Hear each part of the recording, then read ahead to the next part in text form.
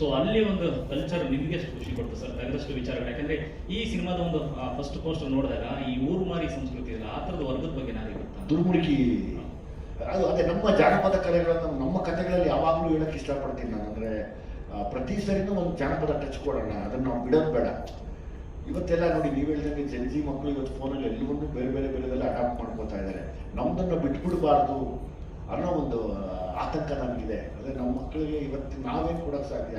ನಾವು ನೋಡಿದ್ದು ಜಾನಪದ ವಿಷಯಗಳನ್ನು ಈ ಥರ ಮ್ಯೂಸಿಕಲ್ಲಿ ಕೂಡ ಅವ್ರು ಹೇಳ್ಬೋದಲ್ವಾ? ಅದನ್ನು ಮರಿಬೇಡಿ ದಯವಿಟ್ಟು ಅನ್ನೋದು. ಮೆಜೆಸ್ಟಿಕ್ನಲ್ಲಿ ನಡೆಯುವ ಈ ಕಥೆಯ ಮೂಲ ಯಾವುದು ಸರ್? ನಿಮಗೆ ಈ ಕಥೆಯ ಎಲ್ಲಿ ಹುಟ್ಟಿತು? ನೀವೇನಾದರೂ ಮೆಜೆಸ್ಟಿಕ್ಕಲ್ಲಿ ಈಗ ಒಂದು ಸಿನಿಮಾಗೋಸ್ಕರ ಏನಾದರೂ ಒಂದಷ್ಟು ವರ್ಕ್ ಮಾಡಿದ್ರ? ಡಿಪಾರ್ಟ್ಮೆಂಟ್ ಕಡೆಯಿಂದ ಏನಾದರೂ ಸೋರ್ಸ್? ಯಾಕಂದರೆ ಸೂರ್ಯ ಅವರು ಕೂಡ ಆರಂಭದ ದಿನಗಳಲ್ಲಿ ಈ ರೀತಿಯಾದಂಥ ಸಬ್ಜೆಕ್ಟ್ಗಳನ್ನ ಜಾಸ್ತಿ ತಗೊಳ್ತಾ ಇದ್ರು.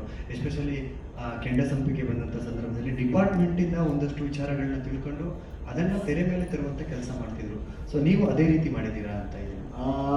ಹೌದು, ನಾನು ತುಂಬ ಮೆಜೆಸ್ಟಿಕ್ಕಲ್ಲಿ ನನ್ನ ಟೀಮ್ ಜೊತೆ ತುಂಬ ಕತ್ಲಾದ್ಮೇಲೆ ಒಂದು 6 ಗಂಟೆ ಆದಮೇಲೆ ಕತ್ಲಾದ್ಮೇಲೆ ಹೆಂಗಿರುತ್ತೆ ಅಂತ ತುಂಬ ದಿವಸ ಓಡಾಡಿದ್ದೀನಿ.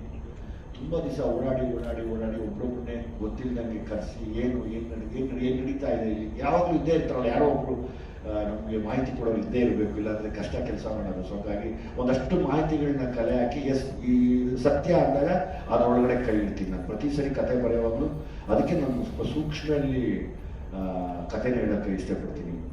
ಸೆನ್ಸಿಟಿವ್ ಆಗಿರುವಂಥ ವಿಷಯಗಳನ್ನ ತೆಗಿತೀನಿ, ಅಂದರೆ ಅದು ಗೊತ್ತಾಗಲಿ ಜನಗಳಿಗೆ ಅಂತ.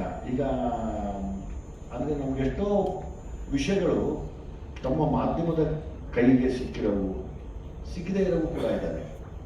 ಆ ಸಿಗದೇ ಇರೋವನ್ನ ಒಂಚೂರು ಹುಡ್ಕೋಣ ಅನ್ನೋ ಆಸೆ ನನಗೆ ಯಾವಾಗಲೂ. ವಿನಯ್, ದುನಿಯಾ ವಿಜಯ್ ಅವರು ಯಾವಾಗಲೂ ರಾ ಸಬ್ಜೆಕ್ಟ್ಗಳನ್ನ